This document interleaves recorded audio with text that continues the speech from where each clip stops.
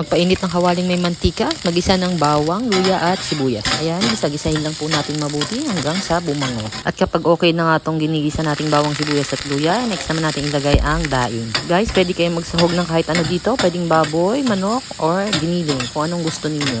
Sa akin naman, daing napusuan ko, kaya daing ang sinahog ko. Next step, lalagay ko naman yung papaya. Next naman, yung ikalawang piga ng nyog na magsisilbing kanyang sabaw. Tapos, timplahan natin ng paminta. Guys, di na ako maglalagay ng asin kasi baka maalat yung ating daing. Tapos, takpan natin hanggang sa medyo maluto yung ating papaya. Ayan, kumukulo na, kaya ilalagay ko naman ang kalabasa at talong. Ito nga mga gulay na nilalagay ko ngayon guys, is mga sobra to sa mga niluluto ko ng mga nakaraang araw. Sayang naman kung masisira sa rep, kaya ginawan ko na lang ng paraan. At naglagay na nga rin ako ng siling green at siling pula dyan. Nasa sa inyo na lang kung kayo din ay maglalagay.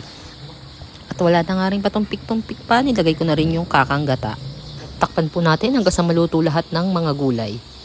At kapag okay na nga itong ating mga gulay, next naman na ilalagay natin yung pinaka-last na part, ang malunggay. Ay, naku naman, talaga namang ang sarap-sarap ng ulam. Talaga namang napakasarap ng ginataang gulay. At kung nagustuhan nyo ang aking video, paki-like, follow, and share naman para updated kayo sa mga susunod ko pang video. Hanggang dito na lang po, maraming salamat sa panonood. And see you sa susunod na video. Bye-bye!